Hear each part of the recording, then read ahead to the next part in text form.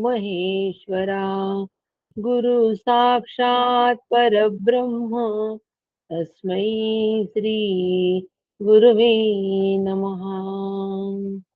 अभाग्यासी करी भाग्यवंत, ऐसे श्री गुरु काका श्रीमंत, जीवत्वाची खंत स्वरूपी विराली श्रीराम। जीवना देना अर्थ सद्गुरु काका समर्थ, जीवत्वाचा अंत आत्मा रामी केला श्रीराम। सुखासारिखे पूर्ण वैराग्य जाते, वसिष्ठा परी ज्ञान योगेश्वराचे, कवी वाल्मिका सारिका मान्य ऐसा, नमस्कार माझा सद्गुरु रामदासा। श्रीराम समर्थ श्रीराम। परम पूज्य श्री गुरु डॉक्टर काका यांना साष्टांग नमन करते। परम आदरणीय सुनील काका यांनाही साष्टांग नमन करते।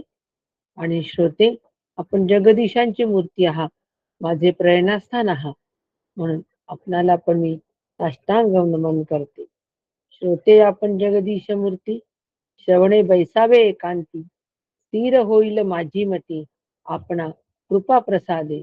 पुनश्च एकदा आपणाला वंदन करून आजच्या चिंतनाला प्रारंभ करते। चिंतनाचा विषय दासबोध, आणि ह्या दासबोधाच्या अंतर्गत दशक 14वा आणि समास आपला 7वा चालू आहे। या 7व्या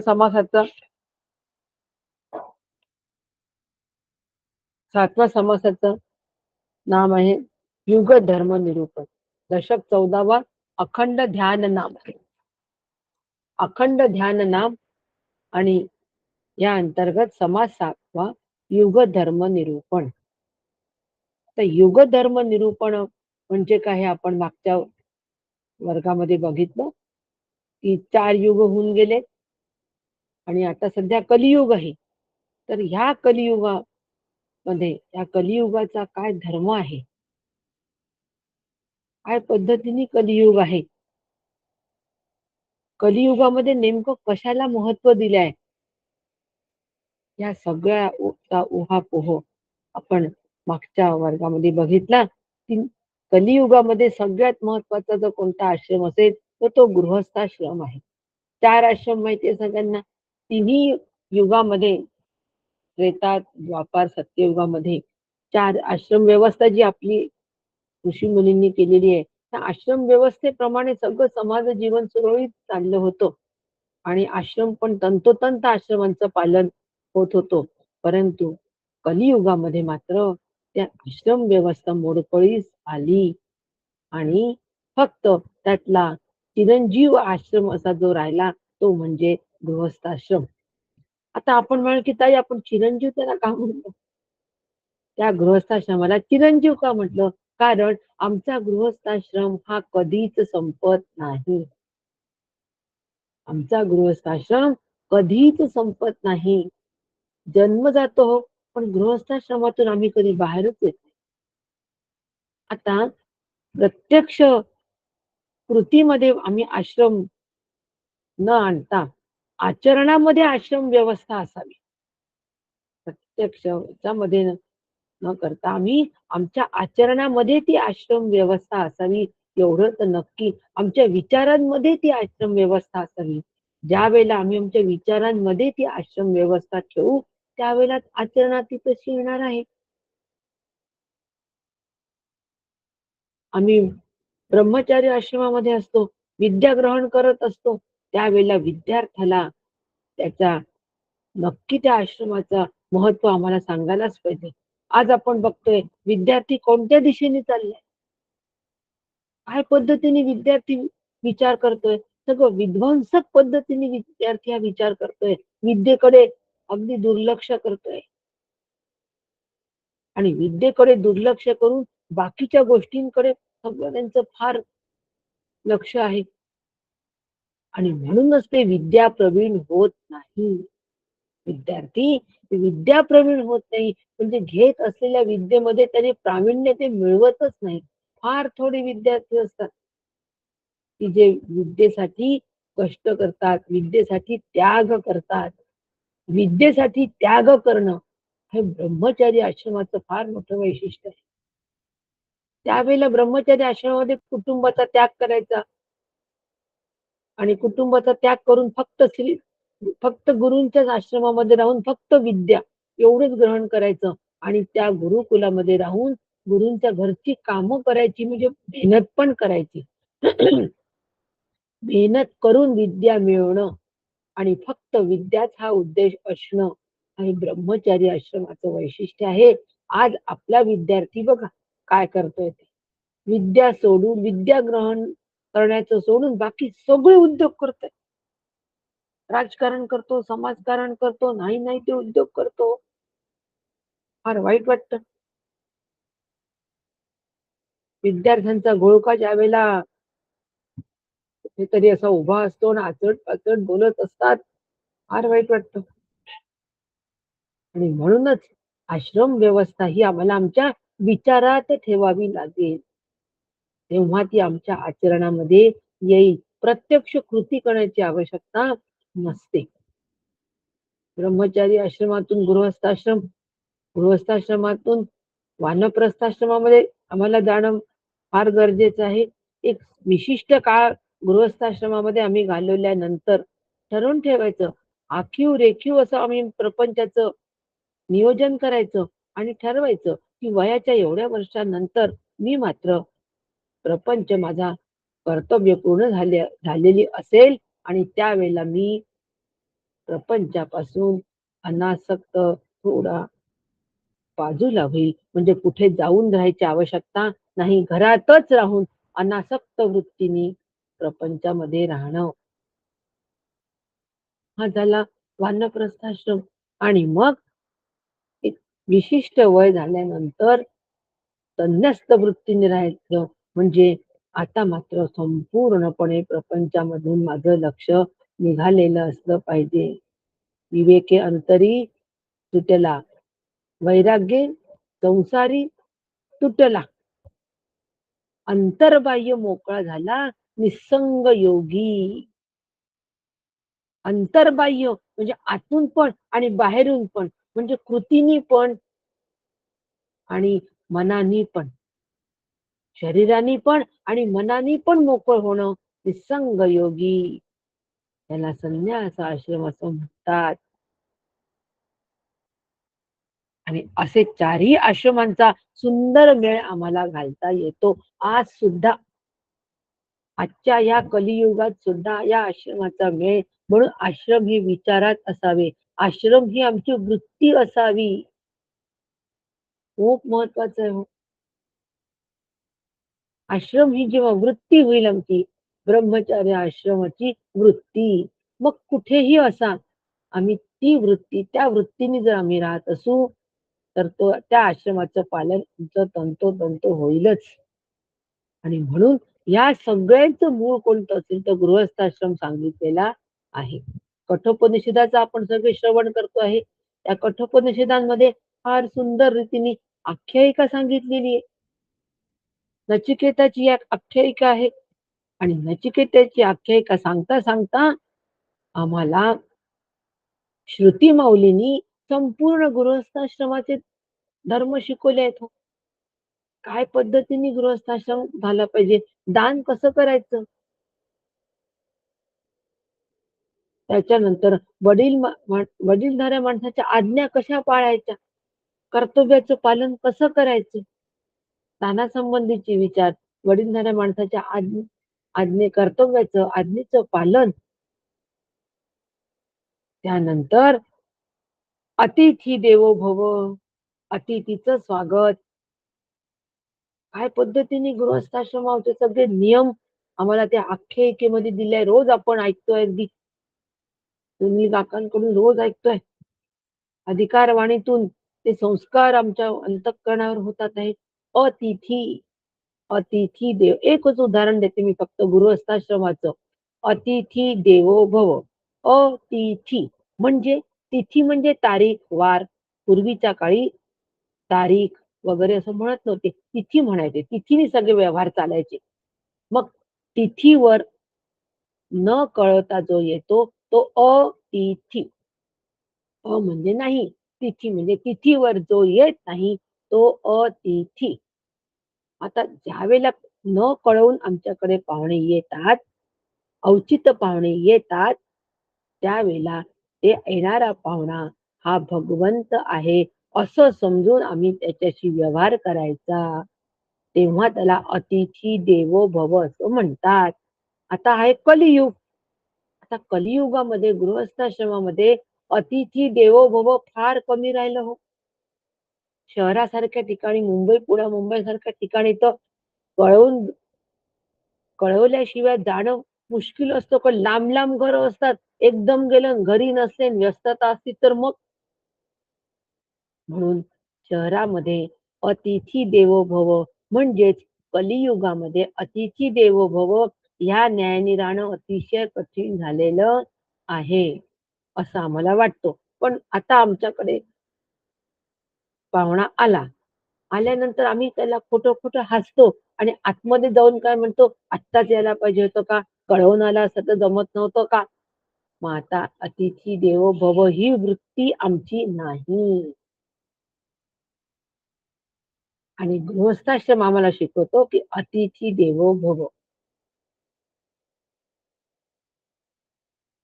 त्याचं यथोचित स्वागत करायचं. नचिकेत नावाचा अग्नी प्रवेश केला त्यांनी.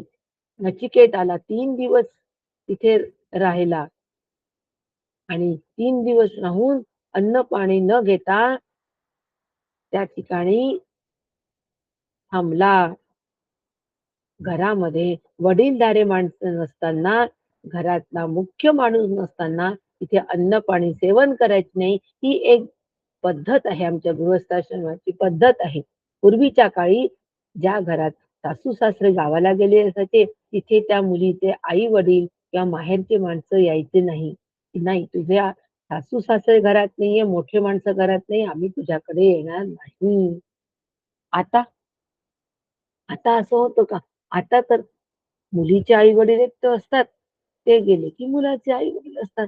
मुलाचे आई-वडील जाण्याचीच वाट पाहतात, की मुलीचे आई-वडील येतात. कारण घरामध्ये एवढी व्यवस्थाच नसते. कलियुग. म्हणून याला कलियुग असं म्हणतात. म्हणून युग धर्म निरूपण. समर्थांनी म्हणून आम्हाला युग धर्म निरूपण असं सांगितलं. पण नचिकेत नावाचं अग्नीचं नाव त्यांना नचिकेत आहे आणि म्हणून आमच्याकडे जेव्हा पाहुणा येतो, तेव्हा तो दमून भागून येतो. म्हणजे त्याचा वैश्वानर जो असतो, म्हणजे पोटातला अग्नी जो असतो, तो बऱ्याच प्रमाणामध्ये प्रज्वलित झालेला असतो. म्हणजे ऊर्जा, तो चालून आलेला असतो, दमून आलेला असतो, थकून आलेला असतो. म्हणजे ती ऊर्जा जी आहे, ती ऊर्जा बऱ्याच प्रमाणामध्ये प्रज्वलित झालेली असते आणि म्हणून मग त्याला आल्यानंतर पाणी द्यायची पद्धत आहे. तुम्ही बघा, आल्या-आल्या आपण आधी पाण्याचीच ऑफर करतो पाहुण्यांना. "पाणी प्या." का पाणी प्या म्हणतो? तो थकला म्हणून, तो उन्हातून आला म्हणून. आता तर ऊन नाही, काहीच नाही. एसी मधून आता लोकं येतात, तरी आम्ही पाणी देतो. का देतो? कारण त्याला जे श्रम झालेले असतात, एसीत बसले ना का तरी श्रम होतात. त्या श्रमाने त्याची ऊर्जा जी आहे, ती प्रज्वलित झालेली असते. म्हणजे तो अग्नी प्रज्वलित झालेला असतो. त्याला शांत करण्यासाठी आम्ही त्याला आधी पाण्याची ऑफर करतो. पाणी पिऊन तो शांत करायचा. मग यथोचित सन्मान करायचा. या, बसा आणि मग त्याचा आदरातिथ्य करायचं. असं ते अग्नीची उपासना आम्ही अतिथीच्या माध्यमातून करत असतो. काय आम्हाला उपनिषद श्रुती गृहस्थाश्रम सांगतात आहे आणि समर्थांनी सुद्धा किती सुंदर आम्हाला तेच सगळं सांगतात आहे समर्थ सुद्धा गृहस्थाश्रमाचं. काय एक वाक्यत आहे बघा. आणि म्हणून गृहस्थाश्रमामध्ये राहून आम्ही काय काय कशा पद्धतीने गृहस्थाश्रम सांभाळला पाहिजे हे आम्हाला समर्थांनी सांगितलंय की स्वधर्म आम्ही पाहायला पाहिजे, भूतदया आम्ही पाहिली पाहिजे आणि कायिक तप आम्ही करायला हवं. ती दृढतेने चालवायला हवी आणि जगदीशाहून श्रेष्ठ कोणी नाही असा निर्धार आम्ही आमच्या गृहस्थाश्रमामध्ये राहून करू शकतो. अगदी सहज करू शकतो. म्हणून गृहस्थाश्रम हे आमच्यासाठी साधकासाठी वरदान असायला हवं. आणि म्हणून परंतु वरदान केव्हा रे जर आम्ही अशा पद्धतीने आमचं आम आमची जीवन पद्धती ठेवली, जीवनशैली आमची अशा पद्धतीने असेल तर, नाहीतर मग गृहस्थाश्रमासारखा मग आम्हाला दुसरा शत्रू नाही. नको वाटतो हा प्रपंच कटकट. घरी गेलो की सुरू, ऑफिसमध्ये गेलो की बॉसची कटकट, घरी आलो की बाकीच्यांची कटकट, ओढाताण, आर्थिक संकट, शारीरिक संकट, शारीरिक रोग व्याधी ही संकट आम्ही मानून घेतली म्हणून आहे. वास्तविक संकटच नाहीये. सकलकडे जगदीशांचे असेल तर ह्या संकटा चुटकीसरशी उडून जातात हो. भगवंताच्या इच्छेने हा प्रपंच चाललाय, माझ्या इच्छेने हा चालला नाहीये. अशा पद्धतीची जर माझी मनोरचना असेल तर या प्रपंच माझ्या आड येत नाही. हा गृहस्थाश्रम माझ्या कोणत्याच साधकत्वामध्ये, साधनेमध्ये आड येत नाही. आणि म्हणून अशा पद्धतीने जर आम्ही प्रपंचात राहिलो तर आम्ही भगवंताचा भक्त होऊ असं आम्हाला समर्थ सांगतात आहे. आणि असा भक्त जो असतो हा भक्त अंतरापासून त्याचं वैराग्य तयार होतो आणि अंतरापासून वैराग्य तयार झालं तेच जाणावे महत्व भाग्य. म्हणजे वैराग्य ही वृत्ती आमची जोपासल्या गेली. आम्ही वैराग्याचा देखावा करतो, वैराग्य आमच्या कृतीत येतो. आता आम्हाला प्रपंचात इंटरेस्ट नाही, तुमचं तुम्ही बघा. आता आम्ही चाललो तीर्थयात्रेला, आता आम्ही मस्तपैकी फिरू. आम्हाला प्रपंचामध्ये आता काही रस वाटत नाही. मग प्रपंचात रस वाटत नाही जर खरं आहे तर मग कुठे काय नवीन आहे, कोणतं हॉटेल नवीन निघालं, कोणता मेनू आहे तिथे, कोणती डिश आहे तिथे, हे बघतोच की नाही.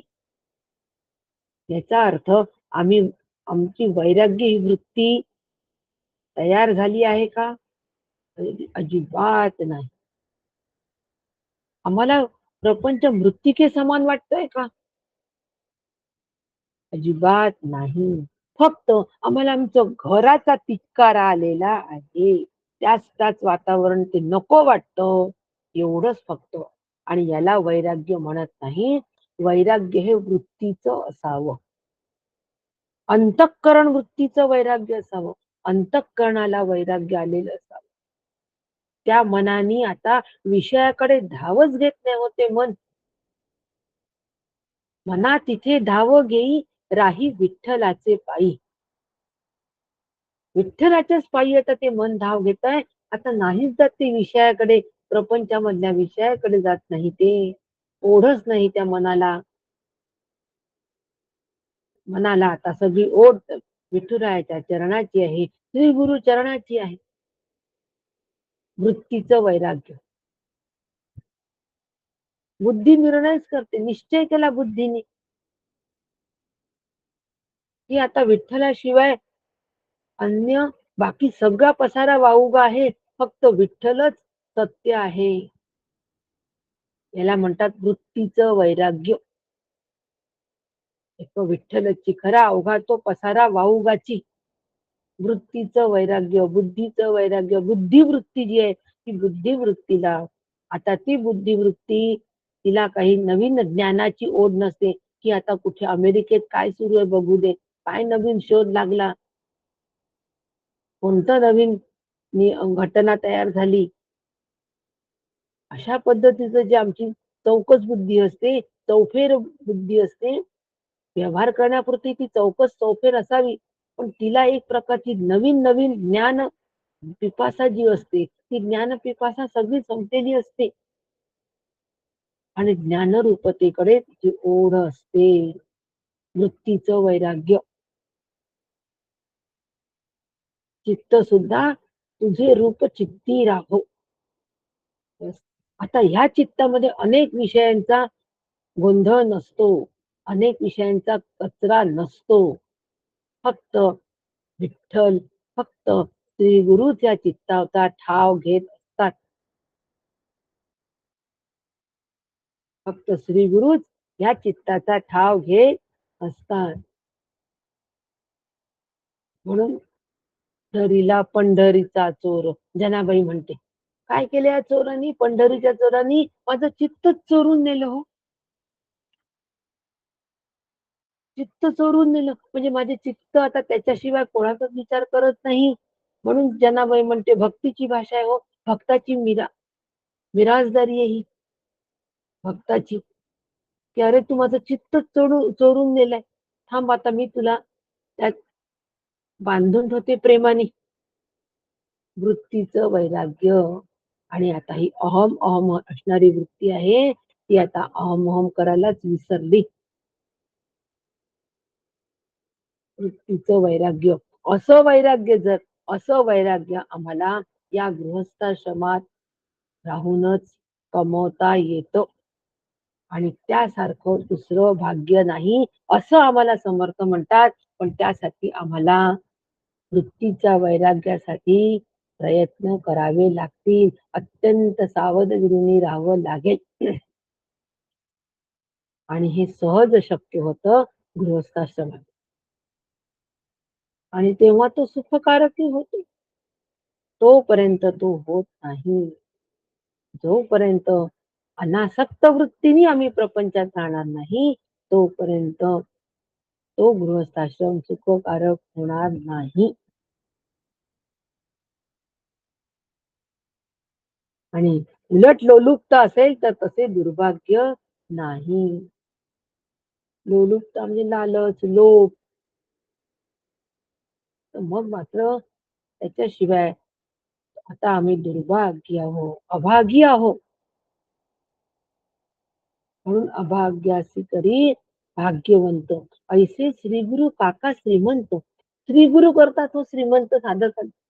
शिष्याला श्रीमंत करणारे कोण असतात? श्री गुरु असतात. कारण श्री गुरु त्याला या सगळ्या प्रपंचाच्या जंजाळातून कसं सुटायचं हे सगळं नीट सांगत असतात. प्रपंचाच्या जंजाळातून सुटायचं, प्रपंचामध्ये राहून अनासक्त वृत्तीने राहायचं, प्रपंचामध्ये राहून प्रतिक्रिया न देता राहायचं.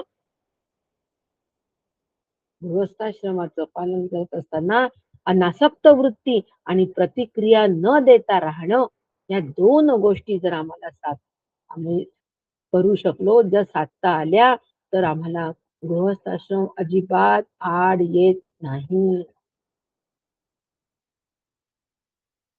आम्ही जीवनमुक्त सहजपणे होऊ शकतो. अगदी सहज होऊ शकू. आणि म्हणून भगवत प्राप्तीसाठी मात्र ह्यासाठी आम्हाला प्रयत्न करावे लागतील. बिना प्रयत्नाने कसं देरे हरीण खाटल्यावरी मान्य नाही. समर्थांचा प्रयत्नवाद आहे. प्रयत्न करून मग मग मिळवायचं. प्रयत्नांवर समर्थांचा खूप भर आहे. देरे हरी खाटल्यावरी समर्थांना मान्य नाही. आणि म्हणून मग समर्थांनी उदाहरण आता दिलेलं आहे आम्हाला, की भगवत प्राप्तीसाठी जे आटोकाट प्रयत्न करतात, ते त्यांच्याच वैराग्याच्या कीर्तीने पावन झाले. मग त्यांच्यासाठी त्यांनी आम्हाला उदाहरण दिलंय जड भरताच. जड भरतासारखे राजे जे आहे ते भगवत प्राप्तीसाठी राज्य सोडून हिंडले, रानोमाळ हिंडले, तीर्थयात्रा केल्या आणि त्यांच्या वैराग्याने ते पावन झाले. वैराग्याने ते पावन झाले. म्हणून ज्याला अंतःकरण वृत्तीचं वैराग्य साधलेलं आहे, त्या अंतःकरण वृत्तीचा वैराग्य साधलेला जो योगी आहे, तो कीर्तीला प्राप्त होतो.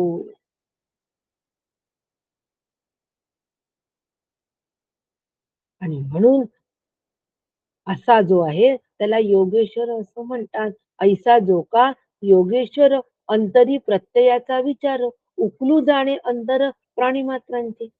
अंतःकरणामध्ये मी ब्रह्म आहे असा दृढ आणि अपरिवर्तनीय निश्चय झालेला योगेश्वर सर्व जीवांचे मनोगत जाणून त्यांचे सुप्त भाव जागे करू शकतो. बघा, एक आश्रमामध्ये, गृहस्थाश्रमामध्ये आम्ही जर का ह्या सगळ्या धर्मांचं पालन केलं, स्वधर्म, भूतदया, त्याच्यानंतर षडकर्म, विद्योक्त क्रिया, शास्त्रोक्त कर्म, पुरस्चरणी, दृढ व्रत, हे सगळ्या सगळ्या पद्धतीने जर आम्ही गृहस्थाश्रमामध्ये राहिलो, आम्ही राहतो आहे का? तर प्रत्येकाने विचार करा की प्रत्येक ओवी 4 ओवी क्रमांक 4 पासून प्रत्येक ओवीप्रमाणे आपलं प्रत्येक पाऊल आपण टाकतोय का? ह्याचा विचार प्रत्येकाने करा. कशासाठी अभ्यास करतो आहे? तो अभ्यास मला माझ्या जीवनामध्ये उतरवून घ्यायचा आहे. आणि याप्रमाणे माझा गृहस्थाश्रम चालू आहे का? याचं सगळ्यांनी स्वतःलाच तपासायचं. चालू असेल त्या ओवीला टिक करायचं. नसेल तर ती ओवी जगण्याचा परत प्रयत्न करायचा. ती जीवनामध्ये उतरवण्यासाठी परत प्रयत्न करायचा. भूतदया सांभाळली जाते, पण स्वधर्म सांभाळला जात नाहीये. स्वधर्म काय पद्धतीने सांभाळला जाईल, या अनुषंगिक मी श्रवण केलं पाहिजे. या अनुषंगिक मी अभ्यास केला पाहिजे. आणि म्हणून अभ्यास हा मला माझ्यासाठी करायचा आहे, माझ्या आनंदासाठी करायचा आहे, दुसऱ्यांना दाखवण्यासाठी करायचा नाही. असा गृहस्थाश्रम जर मी सांभाळला, तंतोतंत सांभाळला, मग आता इथे काही न लगे सांडावे, काही न लगे मांडावे. काही सोडावं लागतं का? नाही. घरदार सोडून जावं लागतं का? आम्हाला फार भीती वाटते की परमार्थ करतो म्हणजे आता घरदार सोडून चालला, आता याला घरादाराशी काही देणं घेणं नाही, अशी भीती वाटते. हो, मला भय वाटतं. आणि म्हणून मग आम्ही म्हणतो की नाही, अनुग्रहच घेऊ नका, श्री गुरु करूच नका. परंतु श्री गुरूंच्या कृपेनेच हे सगळं साध्य होत आहे, सगळं साध्य होत आहे. गृहस्थाचा योगेश्वर होत आहे. गृहस्थाश्रमामध्ये राहून गृहस्थ धर्माचं पालन करून गृहस्थाचा योगेश्वर होण्याची व्यवस्था समर्थांनी आम्हाला ओवी क्रमांक 4 ते 12, 13, 14 पुढच्या सगळ्या ओव्यांमध्ये दिलेली आहे. योगेश्वर होण्याची व्यवस्था या आश्रमामध्ये आहे.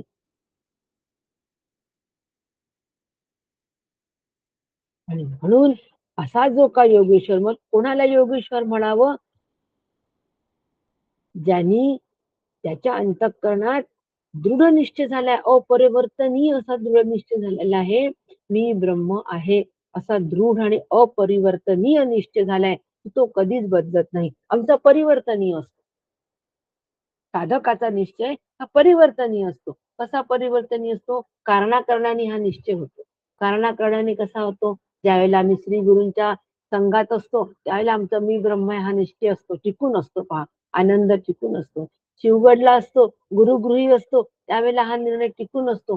ते काही काही आठवत नाही आपण म्हणतो. इथे आलं ना की काही आठवत नाही. हो, ना घर, ना दार, ना तिकडचं काही काळजा, काही आठवत नाही. का नाही आठवत? कारण अंतःकरण वृत्ती ही श्री गुरु रूप झालेली असते. त्या अंतःकरण वृत्तीने फक्त श्री गुरूंचाच ठाव घेतलेला असतो. आणि म्हणून तिला विषयाचा ठाव तिथे नसतो. म्हणून तिथे आम्हाला आनंद वाटतो. म्हणून तिथे आमचा तो आत्मानुभवात आम्ही असतो आणि बाहेर आल्याबरोबर आम्हाला तो प्रपंच बाहेर वाटच पाहत असतो. आल्याबरोबर ती अविद्या आम्हाला पकडतेच. म्हणून कारणाकारणाने आलेला अनुभव. पण सुरुवातीला कारणाकारणाने आलेल्या अनुभवासाठी तरी चला, पुढं चला. प्रपंचामध्ये राहूनच आम्हाला अलिप्तता साधण्यासाठी पहिले सुरुवातीला काही काळ प्रपंचापासून अलिप्तता प्रत्यक्ष रूपाने साधा. मग कुठे जायचं? म्हणून काश्मीर पाहायला नाही जायचं. आता काश्मीर छान होतंय म्हणून काश्मीर पाहायला नाही, तेवढेच 4 दिवस प्रपंचापासून नाही, तोही प्रपंचच आहे. ज्या ठिकाणी प्रपंचाचा माया स्पर्श शकेना, ज्या ठिकाणी मायेचा स्पर्श सुद्धा नाही, अशा ठिकाणी म्हणजे श्री गुरूंच्या ठिकाणी चला. श्री गुरूंच्या ठिकाणी चला, जिथे माया स्पर्श शकेना. मायेचा स्पर्श पण नाही आणि मायेचा स्पर्श नसताना आनंद किती असतो हे एकदा आम्ही अनुभवलं की आम्ही प्रपंचामध्ये येऊन म्हणजे मायेमध्ये राहून सुद्धा मायेपासून सहज दूर राहू शकतो. येथ एकची लीला तरले सर्व भावे मज भजले, ऐल थळीच सरले माया जात.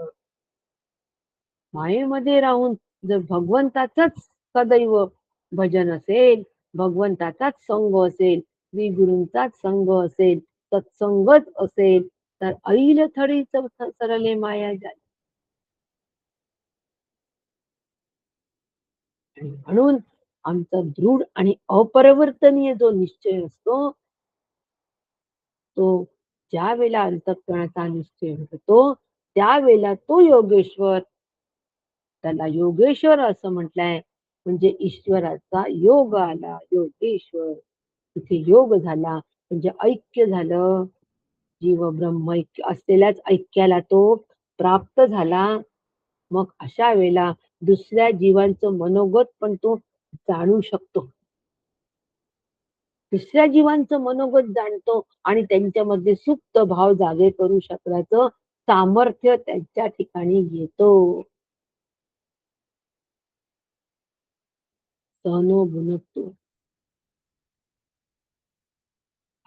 शांतीपाठ आठवा कठोपनिषदाचा. सगळ्या आम्हा दोघांनाही सामर्थ्य प्राप्त होऊ दे.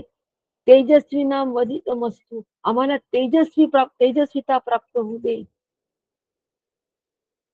सामर्थ्य प्राप्त होऊ दे. ते सामर्थ्य जे आहे ज्ञानाचं सामर्थ्य,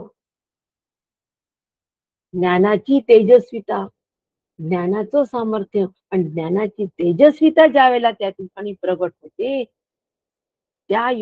तो योगेश्वर दुसऱ्यांच्या मनोगत जाणतो.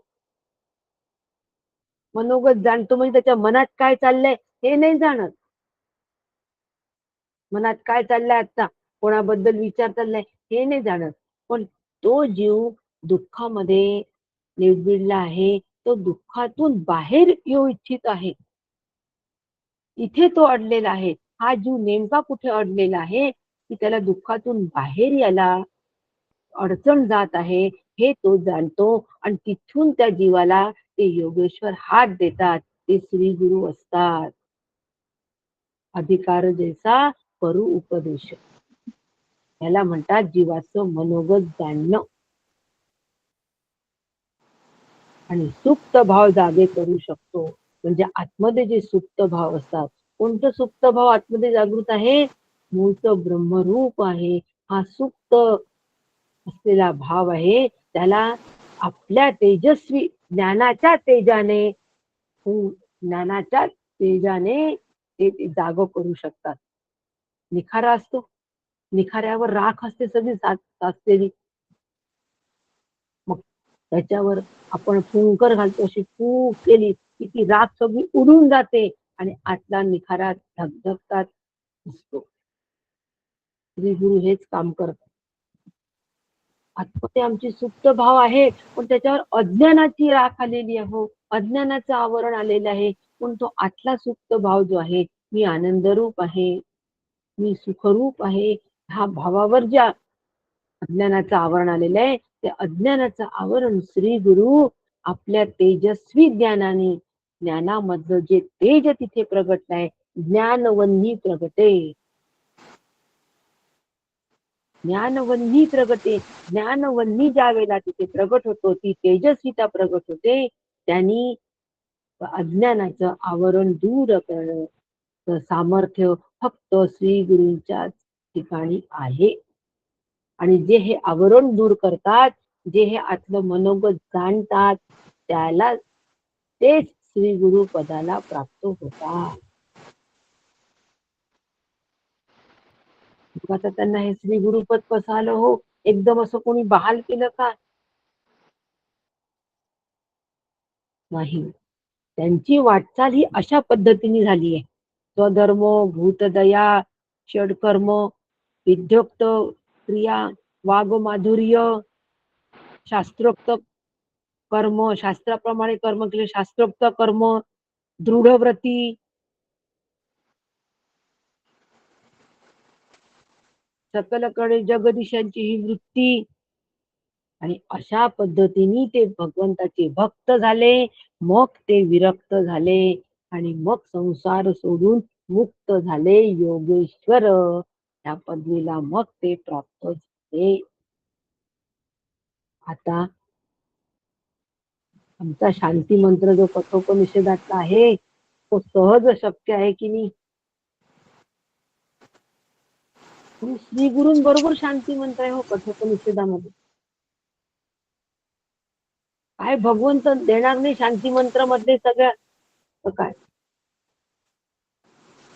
प्रार्थना आहेत, 5 पद्धतीच्या प्रार्थना आहेत, मध्ये भगवंत पूर्ण नाही करणार तर काय? श्री गुरूंना घेऊन आम्ही चालू गेलोय भगवंताकडे, ओम सहना भवतु सहनो भुनक्तु. ते गुरूंना बरोबर घेऊन प्रार्थना करतोय, त्या भगवंताला ती प्रार्थना पूर्णपणे भागच आहे. पंतप्रधानांचं आम्ही जेव्हा लेटर घेऊन जातो ना, तेव्हा सही करावीच लागते, त्याच्याशिवाय पर्यायच नाही राहत. पण पंतप्रधानांचं लेटर असतो. व्यवहारात आपल्याला हे कळतो, आता आम्ही श्री गुरूंना घेऊन भगवंताकडे गेलेलो आहोत.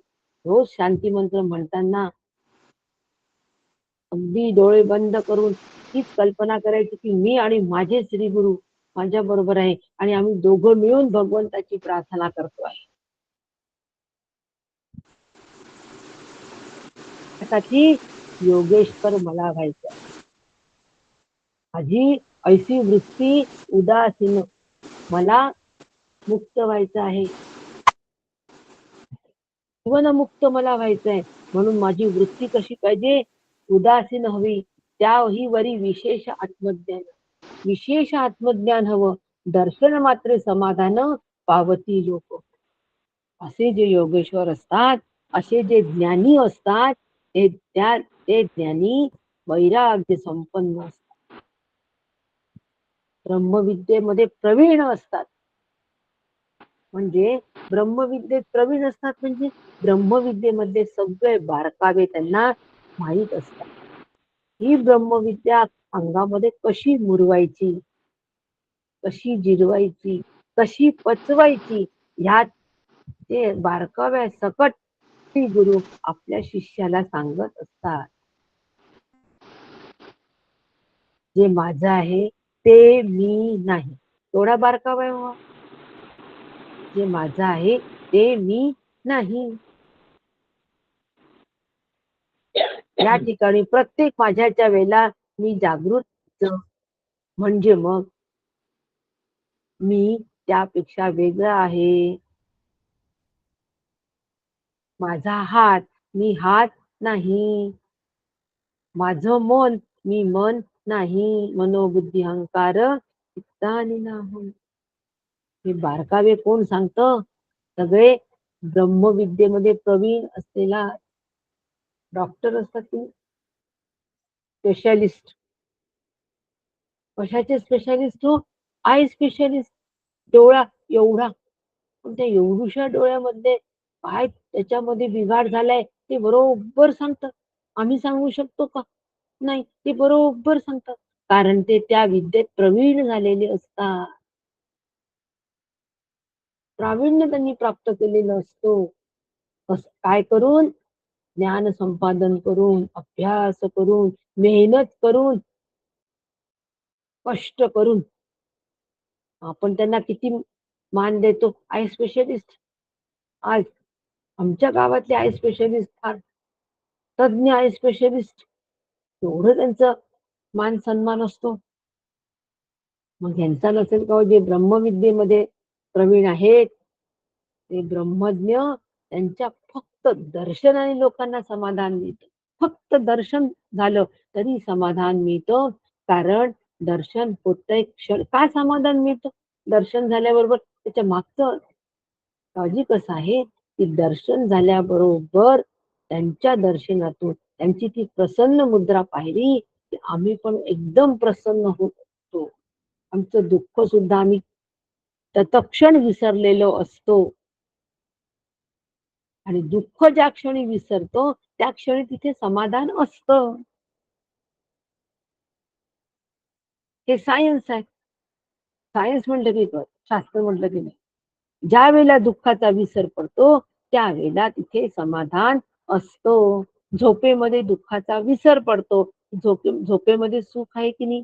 किती झोपेसाठी आपण ते करतो. माझी झोप, मला झोप लागली पाहिजे कारण झोपेत सुख आहे. कारण झोपेमध्ये सगळ्याचा विसर पडलेला असतो.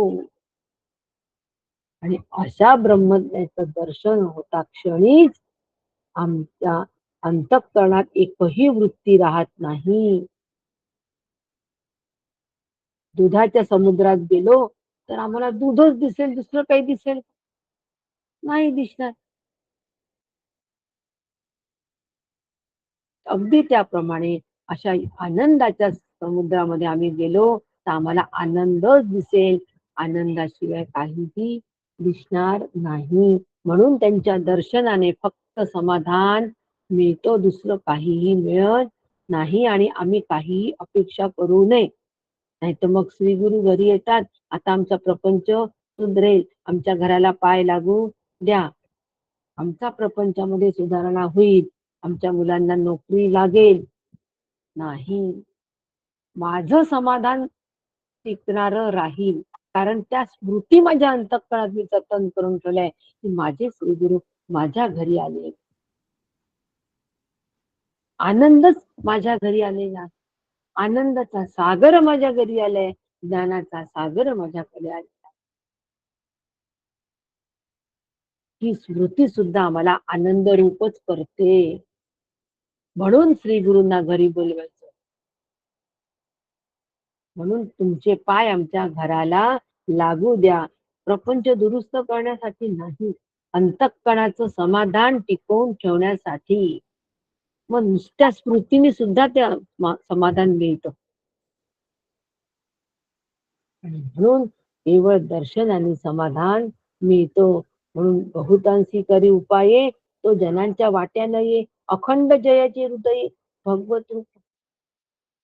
आता ज्ञानाचं महत्व सांगतात आहे काय की अनेकांचे संशय दूर करतात असे ज्ञानी लोक, जे गृहस्थाश्रमाचं तंतोतंत पालन करून ज्ञानी झाले, ज्ञानरूप झाले. अशा पद्धतीचा गृहस्थाश्रम बरं का. मी जो सांगितलं तो 4 ओवी पासून मगापासून 3दा सांगणं झालेलं आहे. का 3दा सांगते? अंतःकरणात ते पक्क बिंबावं. असा जर आमचा गृहस्थाश्रम नसेल तर आम्ही अशा पद्धतीने आता ही घडी, प्रपंचाची घडी अशी बसवून घ्यावी, गृहस्थाश्रमाची घडी या पद्धतीने बसवून घ्यावी. समर्थ सांगतात त्या पद्धतीने बसवून घ्यावी, श्री गुरु सांगतात त्या पद्धतीने घडी बसवून घ्यावी आणि मग गृहस्थाश्रम करावा. तो गृहस्थाश्रम आम्हाला बाधत नाही. डॉक्टरांनी सांगितलं तेव्हा जेव्हा आम्ही औषध घेतो तेव्हा त्या औषध अपाय होत नाही, उपायच होतो. नाहीतर आपल्या मनाने औषध खाऊन पहा, बघा अपाय होतो की नाही. पेन किलर काहीच दुखणं नसताना खा, रोज खात जा. काहीच दुखणं नाहीये तरी खात जा. किडनी फेल होतात, त्याचा परिणाम होतोच पेन किलरचा. कारण मनाने खाल्लं औषध, अपाय झाला. तसा गृहस्थाश्रम मनाने करू नये. शास्त्रात सांगितलंय तसा करावा. श्री गुरु म्हणतात आहे तसा करावा. श्री गुरु आम्हाला हिंट पास करत असतात. आमच्या त्या लक्षात येत नसतो आणि म्हणून अनेकांचे अध्यात्माविषयी संशय दूर करून त्यांचे मुमुक्षुत्व पण ते ज्ञानी लोक जागे करतात आणि अंतःकरण वृत्ती त्यांची सतत भगवत चिंतनात रंगलेली असल्यामुळे ते बाकीच्या प्रपंचाच्या भानगडीत पडत. आमच्या मुलीचं लग्न जमत नाही, गुरुदेवा आम्ही काय करू? काय काय करू? ज्या लग्न जमण्याच्या पद्धती आहे त्या सगळ्या तुम्ही करा. त्यात मी काय करणार आहे? भगवंतांनी जसे योग आणले असतील तसंच आपल्या मुलीचं लग्न होईल.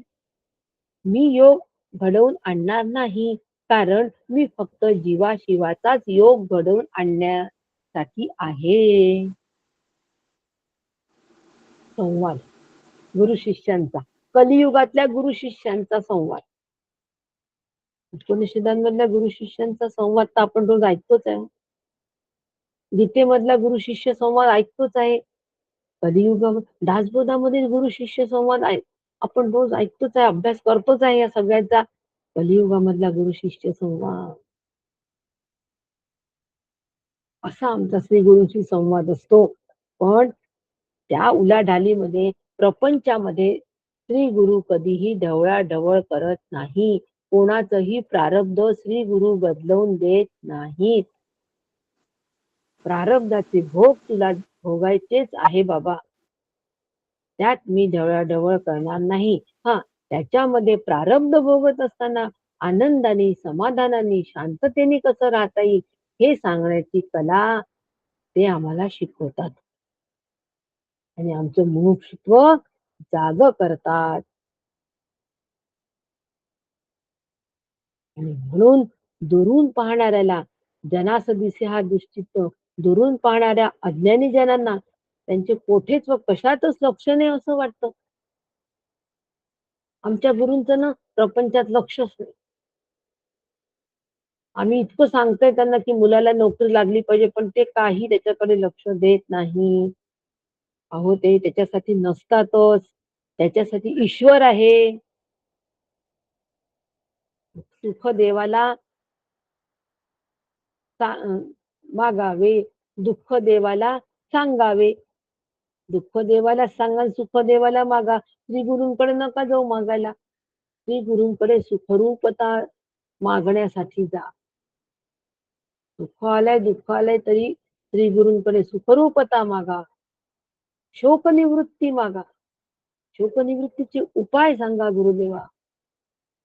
उद्या गीतेमध्ये शोक निवृत्तीचे उपाय असाच हेडिंग खाली उद्याचे आपला सत्संग आहे, उद्याचं चिंतन मांडणार आहे की आम्ही शोक निवृत्तीचा प्रत्येक श्लोकातून अशा पद्धतीने एक एक सूत्र उचललेलं आहे.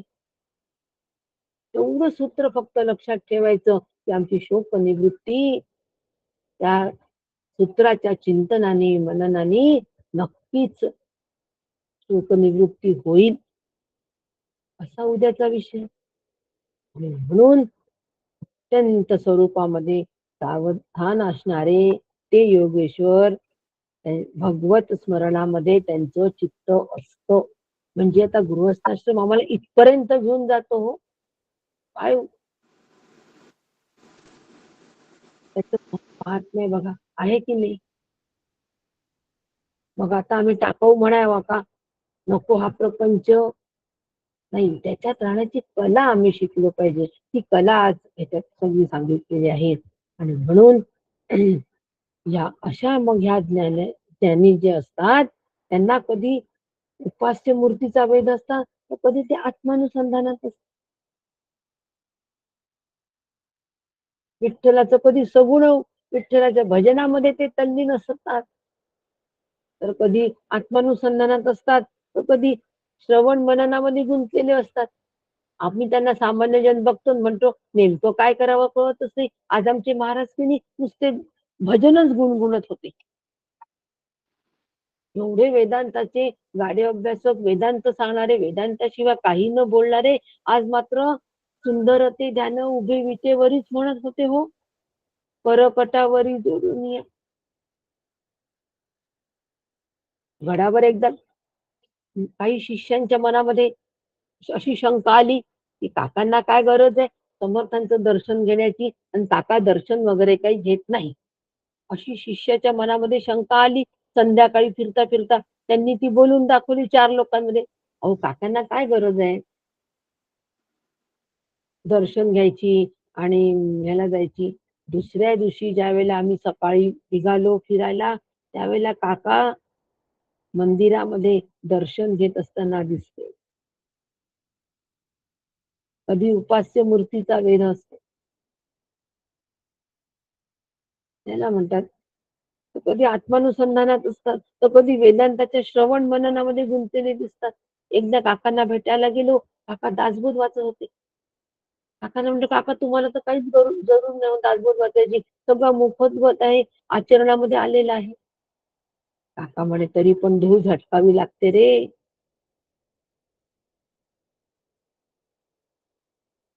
आणि असे हे योगी असतात, असे हे योगेश्वर असतात. आणि म्हणून आमच्या पूर्वजांचे अमोल पुण्य संग्रही असल्याशिवाय असे महात्म्याचं दर्शन सुद्धा होत नाही.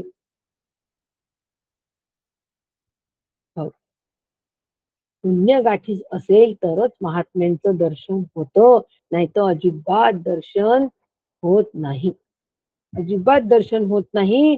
म्हणून असे जे योगी असतात, प्रत्यक्ष ब्रह्मानुभवा वाचून असलेले सर्व शब्द ज्ञान केवळ अंदाजाचे असते. म्हणून फक्त शब्द ज्ञानामध्ये रंगू नका, रमू नका, फसू नका. त्यांनी जीवाला मोक्ष मिळणार नाही. आणि मोक्षासाठी मार्गदर्शन सुद्धा नुसत्या केवळ शब्द ज्ञानाने होणार नाही, त्यासाठी ब्रह्मानुभवच हवा. म्हणून अनुभव हा मुख्य आहे. आणि अनुभवासाठी विवेक आणि वैराग्य हे हातात हात घालून जर असेल तरच अनुभव आमच्या गाठीशी राहतो, अन्यथा राहत नाही. म्हणून अविचारी माणूस संसारातून निरक्त झाल्यासारखा वाटतो, आणि आता आम्ही सगळं सोडून जातो, हिमालयात साधना करतो म्हणतात, पण त्याच्या वाट्याला यातनांशिवाय कष्टाशिवाय काहीच येत नाही. सोपं आहे को हिमालयात जायचं, सगळं जमा करायचं, गुहेत राहायचं, थंडी वाजते. आतापर्यंत घरी जनबागच्या गादीमध्ये झोपायची सवय असते, वरती मऊ मऊ ब्लँकेट घ्यायची सवय, एकदम हिमालयात जाऊन त्या गुहेत थंडीमध्ये झोपतात. यातना कष्टच असतात. म्हणून विवेकाशिवाय वैराग्य हे एकांड पिसे आहे. वैराग्य विवेकाविना आंधळे, आणि विवेक वैराग्य विना पांगळे. आंधळे आणि पांगळेच आहे. विवेक वैराग्याशिवाय विवेक हा कसा आहे, पांगळा आहे. आणि वैराग्य विवेकाशिवाय आंधळ आहे. हे पक्क लक्ष नाथ महाराज म्हणतात, ते नाथ महाराज म्हणतात. पण विवेक आणि वैराग्य यांचा सुंदर समन्वय साधता आला पाहिजे. म्हणून विवेकी अंतरी सुटला. अंतरंगातून मला मोकळं व्हायचं असेल तर विवेक पाहिजे. आणि वैराग्य संसारी तुटला. संसारातून जर मला विरक्त व्हायचं असेल तर वैराग्य हवं. त्या ठिकाणी वैराग्य दोन्ही हवं. अंतःकरण वृत्तीचे वैराग्य हवं, आणि शारीरिक सुद्धा वैराग्य हवं. शरीराने सुद्धा वैराग्य, आणि वृत्तीने सुद्धा वैराग्य. म्हणून संसारी तुटला. इथे तुटणं म्हटलंय, इथे तुटणं म्हटलंय. आणि मग मोकळ होणं म्हटलंय, अंतर्बाह्य मोकळ. काय समर्थांची रचना आहे. विवेके अंतरी तुटला, तुटला तुटला, मोकळा झाला. आणि मग निसंग. या सुटणं तुटणं मोकळ्या होण्यामध्ये आम्ही आहोत का, ह्याचा विचार करायचा. हे गृहस्थाश्रमामध्ये राहून सहज शक्य आहे. आणि म्हणून विवेका वैराग्य जे आहे ते कसं असतं, हे कांड पिसा आहे. विवेके विण वैराग्य केले तरी अविवेकी अनर्थी घातले, अवघे व्यर्थची गेले दोहीकडे. समर्थ म्हणतात ते दशक 4 मध्ये समाज 6व्या मध्ये म्हणतात ते की विवेकीनं वैराग्य, विवेकाशिवाय वैराग्य केले सगळं अविवेकी अनर्थी घातले, अविवेकच झाला तिथे तो सगळा.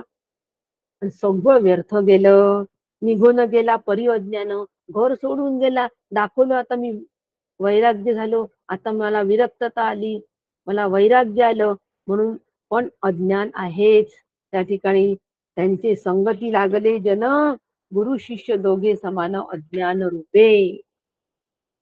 आणि संसाराचा त्याग करतो तो गुरु, अशी उथळ व्याख्या पण सुरू झाली. काय संसाराचा त्याग केला हो, घरदार सोडलं आणि जंगलामध्ये जाऊन झोपडी करून राहून राहिले, हेच खरे महान, हेच गुरु आहेत.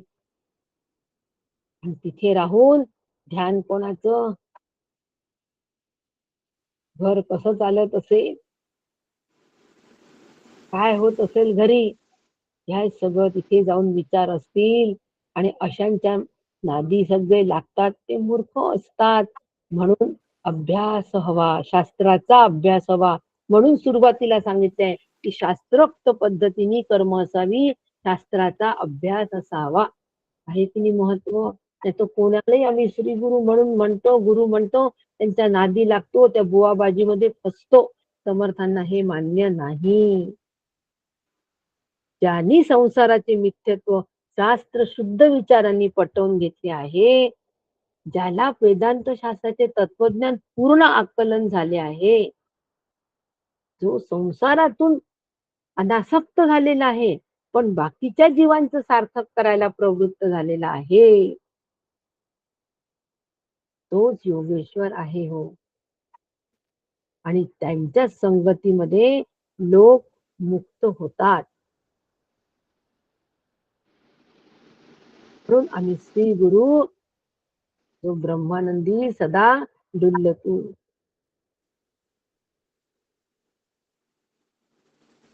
आणि असे असतील तेच श्री गुरुपदाला प्राप्त होतात, तेच योगेश्वर असतात. आणि अशांच्या संगतीनेच लोक मुक्त होतात. म्हणून दुसऱ्यांना नेमकं काय हवंय हे नेमकेपणाने जाणणे, आणि प्रदेशाचे रीतिरिवाज, कालगतीने होणारे बदल, हे सगळं ओळखून लोकात वागणे, हे सगळं चातुर्य जे आहे ते चातुर्य पण त्यांच्यात असतं. काळाप्रमाणे राहणे हे चातुर्य असतो. काकांना सुटाबुटातले ऋषी म्हणायचे हो. सुरुवातीच्या काळामध्ये सुनील दादा चिंचोळकर म्हणायचे की सुटाबुटातले ऋषी आहे. आम्हाला सुरुवातीला कळलंच नाही की यांना ऋषी म्हणतात आणि सुटाबुटातले म्हणतात हे कसं काय, आणि काका ऋषी कसे. पण काका ऋषी कसे हा अंतःकरणामध्ये विचार असल्यामुळे त्यांच्यामधलं ऋषित्व पाहायला आम्ही सुरुवात केली. आणि मग शास्त्राच्या अभ्यासाने त्यांच्यात ऋषित्व कळलं, शास्त्राच्या अभ्यासाने कळलं. आणि असे ऋषितुल्य सुटाबुटात ते ऋषी काका होते, काका आहेत. कारण त्यांनी सुद्धा प्रदेशाचे रीतिरिवाज, कालगतीने होणारे बदल, चालू परिस्थितीमध्ये ओळखून लोकांमध्ये वागणे, ह्या सगळ्या सगळ्या गोष्टी काकांमध्ये दिसतात. म्हणून आज कोणताही महाराजांचा बडेजाव काकांकडे नाही. महाराज आले म्हणून 4 शिष्यांचा समुदाय त्यांच्या बरोबर, मग त्यांचे रीतिरिवाज, त्यांच्या खूप काय काय प्रकार असतात हो. महाराज येणार म्हणजे खूप असतात प्रकार. अत्यंत सामान्य जीवन, अत्यंत सामान्य जीवन, अत्यंत सामान्यपणे वागणे हे काकांचं वैशिष्ट्य. काकांच्या साधकांनी कसं राहायला पाहिजे, स्वतःचा बडेजाव, स्वतःचं महत्व, स्वतःचा सगळा दिखावा करून घ्यावा का, स्वतःला मिरवून घ्यावं का, अजिबात नाही. जर मिरवून घ्यावं असं वाटत असेल तर तो काकांचा शिष्य नाही. काकांनाच गडावर विचारायला लोक आले की आम्हाला डॉक्टर काकांना भेटायचंय, ते कुठे भेटतील? आम्ही असं ऐकलंय की गडावर संत डॉक्टर काका आलेले आहेत. डॉक्टर काका म्हणे, ह्यालाच डॉक्टर काका असे म्हणतात, या अस्मादिकालाच डॉक्टर काका म्हणतात. चाट झाला मनुष्य तो. साधी राहणी, साधं वागणं, साधं बोलणं, अत्यंत प्रेमयुक्त असं बोलणं, आणि असे जे असतात, आता 29 ते 40 पर्यंत ज्या ओव्या आहेत, हे त्या काळची सामाजिक परिस्थिती, राजकीय परिस्थिती, समर्थांच्या वेळची जी होती, ती मुसलमानांनी सगळा अगदी कब्जा करून घेतला होता आपल्या धर्मावर. आणि आपले लोक जे हिंदू लोक जे होते, ते हिंदूंनी सुद्धा त्या मुसलमानांच्या होला हो मध्ये हो मिसळायला सुरुवात केली होती. आणि म्हणून त्याला अनुसरून समर्थांनी पुढे सगळी त्यांच्यावर टीकास्त्र टाकलेलं आहे, आणि टीकास्त्र टाकून क्षमा पण मागितलेली आहे.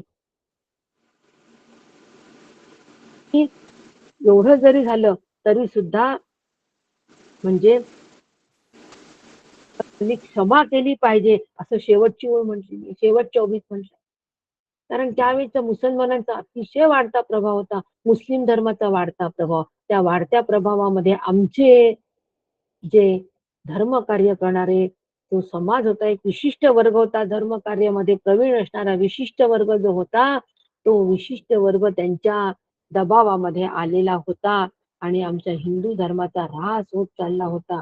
म्हणून त्यांचं पुनरुज्जीवन करण्यासाठी समर्थांनी ज्यांच्यामुळे ऱ्हास होतोय त्यांच्यावर कडाडून हल्ला केला. याच्यामध्ये कडाडून हल्ला केला.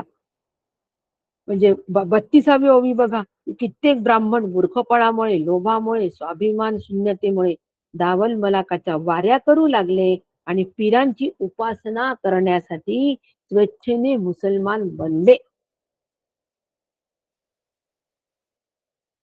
आणि म्हणून समर्थ म्हणतात की ब्राह्मणांचे ब्राह्मण्य अनाचारामुळे नष्ट झाले. समर्थांनी ब्राह्मण या वर्गावर, आता ब्रह्मज्ञानी सो ब्राह्मण असा इथे अर्थ धरू नका, जाती, इथे जातीप्रमाणे ब्राह्मण याच्यावर समर्थांनी कडाडून हल्ला केलाय. कारण धर्माचं रक्षण करण्याचं काम त्यावेळेला प्रामुख्याने ब्राह्मण वर्गाकडे होत. म्हणून कोणताही गैरसमज न करता कोणताही जातीयवाद इथे मांडलेला नाहीये, पण त्यावेळची समाज रचना जी होती त्या समाज रचनेला अनुसरून समर्थांनी तिथे या विशिष्ट वर्गावर कडाडून हल्ला केलेला आहे. आणि म्हणताय की अशा शापित ब्राह्मणांचे आम्ही वंशज आहोत, हे आम्हाला खेदाने सांगावं लागतंय, खेद पण व्यक्त केलेला आहे. आणि म्हणून त्यांनी सांगितलंय की आम्ही नावं ठेवणे हा आमचा उद्देश नाहीये, परंतु आम्हाला क्षमा करा, आम्हाला प्रसंगानुरूप बोलावं लागलं म्हणून आम्हाला क्षमा करा. क्षमा मागतात ते समर्थ, काय नम्रता, काय विनय आहे. एवढे मोठे अधिकारी समर्थ असलेले आम्हाला क्षमा मागून राहिले, आणि आम्ही म्हणावं हो हो क्षमा केली, आम्हाला शोभतं नाही. समर्थांनी जे सांगितलं त्याप्रमाणे आम्ही आमच्या जीवनामध्ये उतरून आम्ही पण समर्थ व्हावं, आणि समर्थांना क्षमा मागण्याची वेळच येऊ द्यावू नये, इतकं आम्ही समर्थ व्हावं. आता ठीक आहे, आता समर्थांच्या क्षमेला उत्तर आम्ही अशा पद्धतीने दिलं पाहिजे, आम्ही स्वतः समर्थ व्हावं आणि समर्थांना क्षमा मागण्याची वेळच येऊ देऊ नये. अशा प्रकारे युग धर्म निरूपणाचा 7वा समास समाप्त. जय जय रघुवीर.